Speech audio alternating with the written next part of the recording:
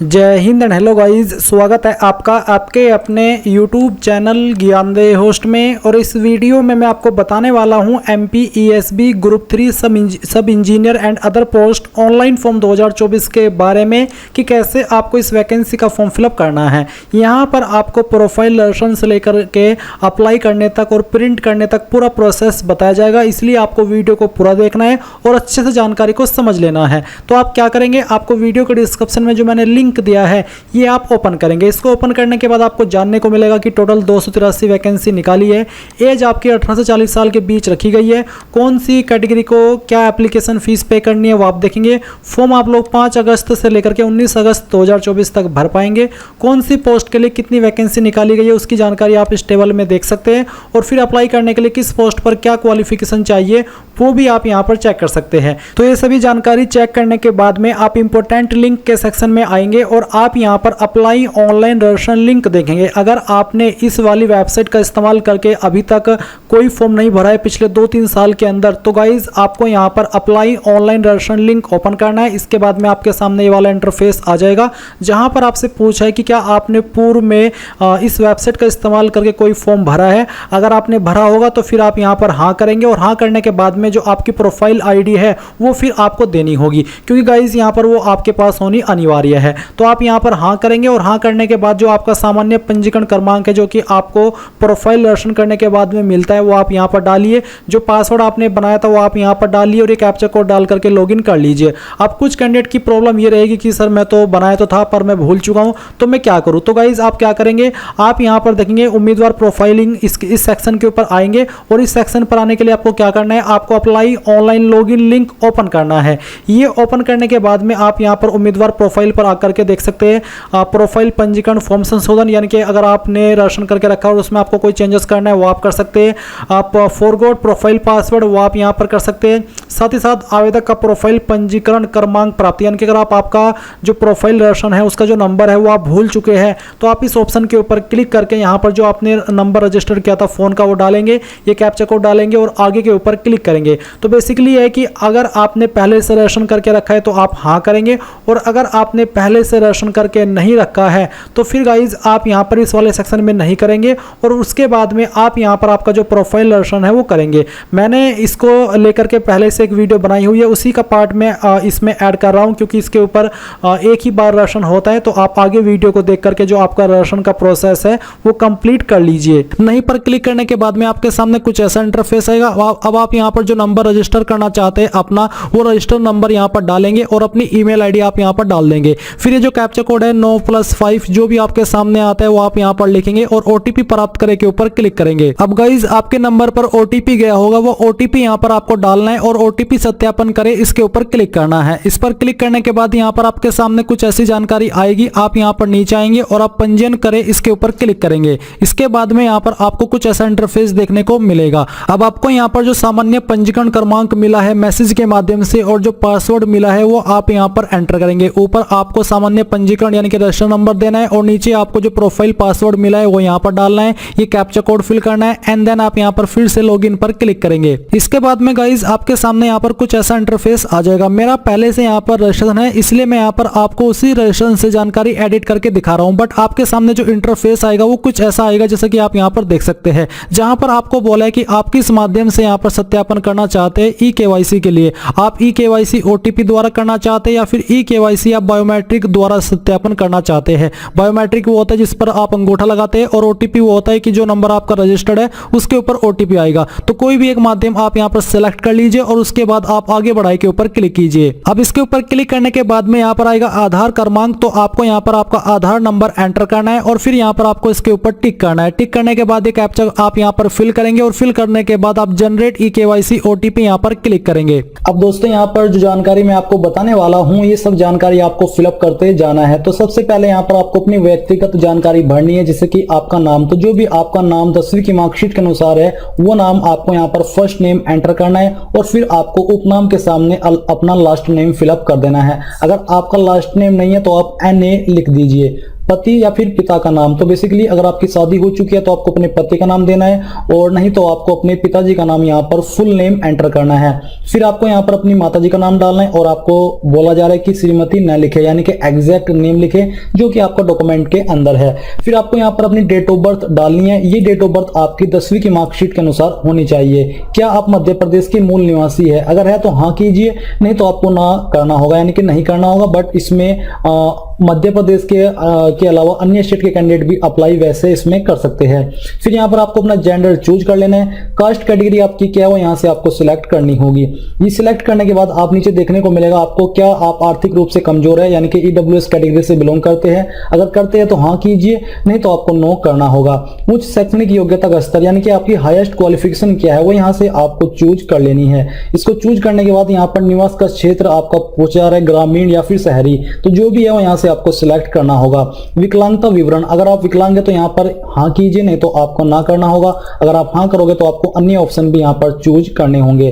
फिर आती है वैवाहिक विवरण, क्या आप विवाहित है, यानी कि क्या आप मैरिड है? अगर है तो हाँ कीजिए, नहीं तो आपको नहीं करना होगा। अगर आप हाँ करोगे तो आपको शादी की डेट भी यहाँ पर डालनी होगी। साथ ही जीवित बच्चों की संख्या और अंतिम बच्चे की जन्म तिथि यहाँ पर देनी होगी। क्या अंतिम बच्चे जुड़वा है? इसका आंसर भी आपको हाँ ना में करना होगा। फिर नीचे आता है आपका पत्र व्यवहार के लिए वर्तमान पता, यानी कि आपका प्रेजेंट एड्रेस। तो जो भी आपका प्रेजेंट एड्रेस है वो यहाँ पर आपको डालना है। मकान नंबर आपका जो भी है वो यहाँ पर डाल देना है। आपके गांव का नाम जो भी है वो यहाँ पर आपको फिलअप करना है। फिर यहाँ पर क्षेत्र कॉलोनी आपकी जो भी है वो यहाँ पर एंटर आपको कर देनी है। तो चलिए हम यहाँ पर इसको फिलअप कर देते हैं, और तहसील या फिर शहर का आपके क्या नाम है वो यहाँ पर आपको भरना होगा। मैं एक रैंडम एड्रेस फिलअप कर रहा हूँ क्योंकि ये एग्जैक्ट जानकारी नहीं है। फिर यहाँ पर आपको स्टेट ऑटोमेटिकली दी जा रही है, अपनी डिस्ट्रिक्ट सिलेक्ट कर लेनी है। ये सिलेक्ट करने के बाद आप यहाँ पर नीचे देखोगे पिन कोड, तो आपको अपने जिले या फिर पोस्ट ऑफिस का पिन कोड एंटर कर देना है। करने के बाद आप यहाँ पर देख सकते हो पासवर्ड हेतु स्वयं का मोबाइल नंबर और ईमेल आईडी जो कि आपको यहाँ से कंफर्म कर लेनी है। फिर संलग्न दस्तावेज यहाँ पर दिया जा रहा है कि आवेदक के शरीर का स्थायी पहचान चिन्ह। तो अगर आपकी बॉडी के ऊपर कोई ऐसा मार्क है जिससे आपके शरीर की पहचान होती है तो आपको उसके बारे में यहाँ पर जानकारी लिख देनी है। परीक्षा कक्ष में प्रस्तुत किए जाने वाला फोटो युक्त पहचान पत्र, तो आप इनमें से कौन सी आईडी देना चाहते हो वो आईडी आपको यहाँ पर सिलेक्ट कर लेनी है। कोई एक आईडी आपको यहाँ पर देनी ही होगी। फिर आता है आधार कार्ड नंबर जो कि यहाँ पर ऑटोमेटिकली फिलअप है और वेरीफाई भी हो चुका है। बायोमेट्रिक परीक्षण का विवरण, क्या आपको फिंगर बायोमेट्रिक परीक्षण में कोई समस्या है? अगर है तो हाँ कीजिए, नहीं तो आपको ना करना होगा। अगर आप हाँ करोगे तो आपको यहाँ पर कारण भी चूज करना होगा। क्या आप अपने बैंक खाते का विवरण देना चाहते हैं? अगर देना चाहते हैं तो यस कर दीजिए, नहीं तो आपको नो करना है। अगर आप यस करोगे तो आपको यहाँ पर बैंक सिलेक्ट करना होगा, IFSC कोड डालना होगा और ये जानकारी भरनी होगी। अगर नहीं भी करते हैं, अभी नहीं देते हैं जानकारी, तो तब भी कोई प्रॉब्लम नहीं है।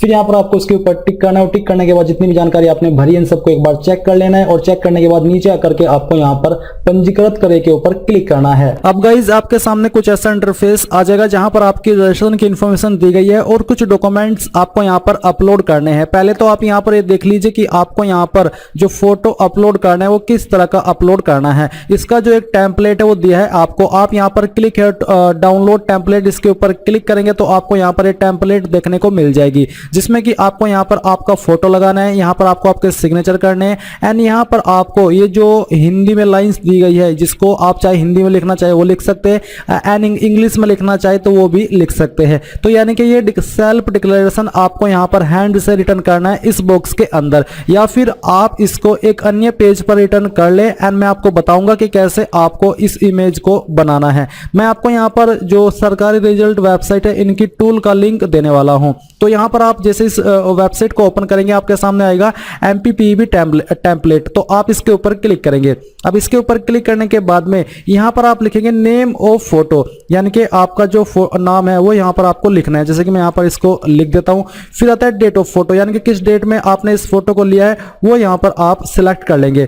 फिर आता है आपका फोटो, यानी कि जो आपका फोटो है वो आपको सिलेक्ट करना है। तो जहां पर भी आपकी फोटो की फाइल है वो आप सिलेक्ट कीजिए, जैसे कि मैं यहां पर आपको सिलेक्ट करके दिखाता हूं। तो यहां पर मैंने फोटो को सिलेक्ट कर लिया है। इसके बाद में आप यहां पर आपका जो सिग्नेचर है उसको सिलेक्ट करेंगे। जहां पर भी आपका सिग्नेचर है, जो इमेज आपने बनाया उसको यहां पर इस तरह से ओपन कर लीजिए।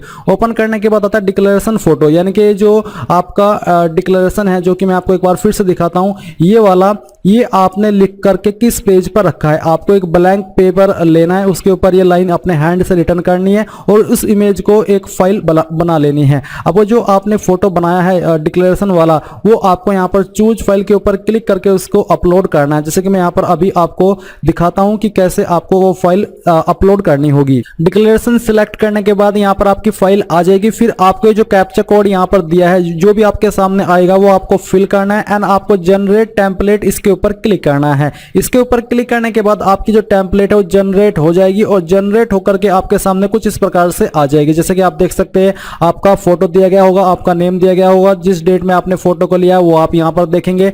आपका जो डिक्लेरेशन आपने लिखा है, जो कि जिसकी फाइल आपने अभी अपलोड की है, वो यहाँ पर आपको दी गई होगी। तो इस प्रकार से आपकी ये फाइल आ जाएगी। अभी जैसे ही आपकी फाइल तैयार हो जाए तो आपको यहाँ पर इसको अपलोड करना है। आपको चूज फाइल के ऊपर क्लिक करना है और जहां पर भी आपकी फाइल मौजूद है वो आपको सिलेक्ट करनी है। तो चलिए हम यहाँ पर इस फाइल को सिलेक्ट करते हैं और सिलेक्ट करने के बाद में यहाँ पर हम इसको ओपन करते हैं। ओपन करने के बाद नीचे यहाँ पर आपको व्यू इमेजेस पर क्लिक करना है। इसके ऊपर क्लिक करने के बाद में जो आपने फाइल यहाँ पर अपलोड किया है वो इस प्रकार से आपके सामने आ जाएगी। आप यहाँ पर देख सकते हैं कि आपका फोटो दिया गया है, आपका सिग्नेचर दिया गया है और आपका डिक्लेरेशन दिया गया है। आपको यहाँ पर इसके ऊपर टिक करना है कि मुझे आपका अपना फोटो सही दिख रहा है, मुझे सिग्नेचर सही दिख रहा है और जो मैंने हस्तलिखित यानी कि सेल्फ डिक्लेरेशन लिखा है ये भी सही है। तो आप इसके ऊपर टिक कर देंगे। टिक करने के बाद आप यहाँ पर upload photo signature and handwritten declaration इसके ऊपर क्लिक करेंगे। इसके बाद यहाँ पर आपको दिया है कि आपको जन्मतिथि प्रमाण पत्र हेतु 8वीं 10वीं या 12वीं की जो सर्टिफिकेट है वो अपलोड करनी है, जिसमें कि आपका मार्क्स जिसमें कि आपका डेट ऑफ बर्थ हो।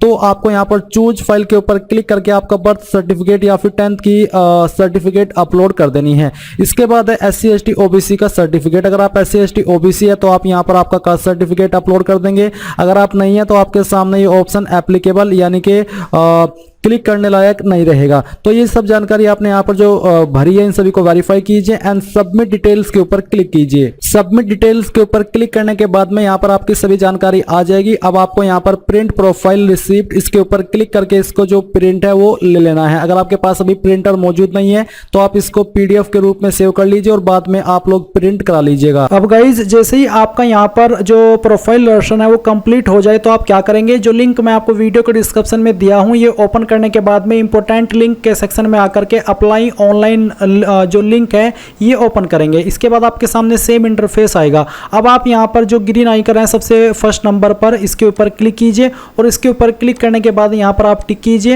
एंड देन अब आप आगे बढ़ाइए, इसके ऊपर क्लिक कीजिए। अब जो आपको रजिस्ट्रेशन करने के बाद में सामान्य पंजीकरण क्रमांक मिला है वो यहाँ पर डालिए। जो डेट ऑफ बर्थ अभी आपने यहाँ पर रजिस्ट्रेशन करते समय भरी थी वो यहाँ पर डालिए। ये कैप्चा कोड फिल कीजिए और सत्यापित कर आगे बढ़ाए, इसके ऊपर क्लिक कीजिए। नाउ गाइज आपने जो रजिस्ट्रेशन करते समय जानकारी भरी थी वो आपके सामने, आप ये सभी जानकारी चेक करने के बाद आगे बढ़ाए, इसके ऊपर क्लिक कीजिए। अगर आपको प्रोफाइल की डिटेल एडिट करनी है तो वहीं पर आपको एडिट का ऑप्शन भी देखने को मिल रहा था। तो अभी आप यहाँ पर आइए और कुछ आपकी अन्य जानकारी फिल करिए जो कि आपको इस फॉर्म को भरने को लेकर के है। जहाँ पर आपसे आपका 34 पॉइंट पूछा कि क्या आपकी इनमें से कोई क्लास है, भूतपूर्व सैनिक, दिव्यांग, संविदा कर्मी। अगर नहीं है तो आप बिना वर्ग इसके ऊपर टिक कीजिए। फिर उसके बाद में यहाँ पर सवाल पूछे, ये आपको सवाल पढ़ने हैं और इनमें जो चीज़ आपके ऊपर लागू हो रही है उसमें हाँ के ऊपर टिक करना है और जो लागू नहीं है उसमें नहीं के ऊपर टिक करना है। जैसे कि सवाल है, क्या आप शासकीय निगम मंडल स्वशासी संस्था के कर्मचारी अथवा नगर सैनिक है? अगर है तो हाँ कर दे, नहीं तो आपको नहीं करना है। फिर क्या आप 1/1/1963 के बाद राष्ट्रीय छात्र सेना में पूर्णकालिक कैडेट अनुदेशक के रूप में भर्ती किए गए हैं? अगर हाँ तो हाँ, नहीं तो नहीं। तो इसी प्रकार से आपको यहाँ पर आंसर करने आपके सवालों इनके आंसर। तो ये आपके स्टेटस के अकॉर्डिंग ही एप्लीकेबल है। अगर मैं इसमें कुछ भी बताऊं तो आपको उसके ऊपर ध्यान नहीं देना है, आपको ये देखना है कि हाँ मैं इसमें आता हूं, अगर आता है तो हाँ, अगर नहीं आता है तो आप यहाँ पर नहीं कर देंगे। तो इस तरह से आप यहाँ पर जानकारी भरिए, इसमें आंसर कीजिए। फिर आता है कि हाल के भारत पाक संघर्ष में अपंग हुए सैनिकों से अगर आप है तो आप यहाँ पर वो टिक कर सकते हैं, अगर आप इस वाले 44 में हाँ करते हैं। फिर नीचे आएगा यहाँ पर आपकी पोस्ट जो कि इसमें निकाली गई है, जैसे कि यहाँ पर ITI सिविल इंजीनियर पाठ्यक्रम पर आधारित प्रश्न पत्र। तो इसमें यहाँ पर आपको बताना है कि आप किसके लिए अप्लाई कर रहे हैं। तो आप यहाँ पर आपकी जो पोस्ट की प्रेफरेंस है वो देंगे। आपका पेपर कोड भी यहाँ पर आपको दिया गया है, तो जिसको आपको जिस नंबर पर प्रेफरेंस देनी है वो आप दे सकते हैं। जिसके लिए भी आप एलिजिबल है, आप उसके लिए ये जो नियम पुस्तिका के अध्याय 2 है इसको पढ़ लीजिएगा। इसमें इन्होंने बोला है कि आप इसको पढ़ करके ही उसके आधार पर आप यहाँ पर आपकी चॉइसेस देंगे, जितने को भी देनी है वो आप दे सकते हैं। और फिर आप क्लिक है टू सिलेक्ट प्रेफरेंसेस, इसके ऊपर क्लिक करेंगे। अब इसके ऊपर क्लिक करने के बाद जो आपने पेपर कोड सिलेक्ट किया है उसमें जो पोस्ट अवेलेबल है, जिस डिपार्टमेंट में अवेलेबल है, वो आपको देखने को मिलेगी। तो यहाँ जैसे कि मैंने 2 कोड सेलेक्ट किए हैं और जो देख सकते हैं कि मैंने कौन कौन सा सेलेक्ट किया है, फिर आपको यहाँ पर देखने को मिलेगा उसके कार्यालय का नाम और पोस्ट का नाम। तो जिसके लिए जैसे कि यहाँ पर इस पर अप्लाई करने के लिए वाली क्वालिफिकेशन है, अगर है तो आप हाँ कीजिए, और फिर इसका जो पद है वो भी आपको सेलेक्ट कर लेना कि मैं इसको पहले नंबर पर प्रेफरेंस दे रहा हूँ, और फिर सेकंड में आप हाँ कर सकते हो और उसकी जो प्रेफरेंस है वो भी दे सकते हैं। उसके बाद नीचे आएंगे, नीचे आने के बाद 45 पॉइंट है कि क्या आप मध्य प्रदेश रोजगार कार्यालय के अंदर रजिस्टर्ड है, जो कि पंजीकरण होना अनिवार्य है। तो आप यहाँ पर MP रोजगार कार्यालय के अंदर रजिस्ट्रेशन जो आपने कराया है, जो आप ऑनलाइन पोर्टल के माध्यम से भी कर सकते हैं, वो आप यहाँ पर डालिए। ये सभी के लिए अनिवार्य है, चाहे आप MP से है या फिर नहीं है, ये सभी को देना अनिवार्य है। उसके बाद में आप यहाँ पर नीचे देखेंगे रोजगार पंजीयन जिले का नाम, यानी कि किस जिले से आपने पंजीयन कराया है वो भी आप यहाँ पर सिलेक्ट कर लीजिए। उसके बाद नीचे आइए, यहाँ पर एक सवाल है 46 का पॉइंट, जिसमें कि बोला है कि जिस पोस्ट पर आपने अप्लाई किया है क्या उस पर जो क्वालिफिकेशन चाहिए वो आपके पास है, तो आप हाँ कर दीजिए। फिर आता है आपका जो एग्ज़ाम सेंटर का चॉइस है वो, तो आप पहले नंबर पर किसको प्रेफरेंस देना चाहते हैं, सेकंड पर किसको, थर्ड पर किसको और आपका फोर्थ पर किसको, ये आपको सिलेक्ट कर लेना है। उसके बाद आप यहाँ पर इस डिक्लेरेशन के ऊपर टिक करेंगे और आगे बढ़ाए इसके ऊपर क्लिक करेंगे। नाउ गाइज यहाँ पर जैसे कि आप देख सकते हैं इसमें विषय के प्रमाण पत्र के संलग्न, यानी कि जो मैंने इसमें प्रेफरेंस दी है उसमें जो क्वालिफिकेशन चाहिए वो यहाँ पर मेंशन की गई है। तो उस क्वालिफिकेशन की जो उत्तीर्ण अंक सूची है वो आपको अपलोड करनी है, जिसका जो वाइड है वो 700 पिक्सल और हाइट कितनी होनी चाहिए वो भी आप देख सकते हैं। एंड फॉर्मेट यहाँ पर जो चलेगा वो ओनली JPG का चलेगा, साइज 150 KB से कम ज़्यादा नहीं होना चाहिए। तो आप यहाँ पर ये फाइल अपलोड कीजिए, चूज फाइल के ऊपर क्लिक कीजिए, जहाँ पर भी फाइल है वो सिलेक्ट कर लीजिए। तो मैंने यहाँ पर दोनों फाइल अपलोड कर दी है और आप यहाँ पर click to download subject marksheet, इसके ऊपर क्लिक करके आप इसको व्यू भी कर सकते हैं। अब आप यहाँ पर सबमिट डिटेल्स इसके ऊपर क्लिक करेंगे। नाउ गाइज आपके सामने आपके फॉर्म का प्रीव्यू आएगा, जो भी जानकारी आपने रजिस्ट्रेशन से लेकर अभी तक भरी है आप प्रिंट के ऊपर क्लिक करके इसको प्रिंट कीजिए, क्योंकि ये अनिवार्य है प्रिंट करना। प्रिंटर नहीं है तो PDF के रूप में सेव कर लीजिए और फिर प्रोसीड टू पेमेंट इसके ऊपर क्लिक कीजिए। अब आपके सामने यहाँ पर पेमेंट का पेज आ चुका है। आप आपकी application fees net banking, debit card, UPI इनमें से किसी भी माध्यम का इस्तेमाल करके जमा कर सकते हैं। जैसे ही आप फीस जमा कर देंगे तो आप आपके फॉर्म का फाइनल प्रिंट आउट ले पाएंगे। एंड इस तरह से आप लोग MP ESB ग्रुप 3 सब engineer and other post online form 2024 भर पाएंगे। आई होप ये प्रोसेस आपको पसंद आया होगा। So thanks for watching. जय हिंद।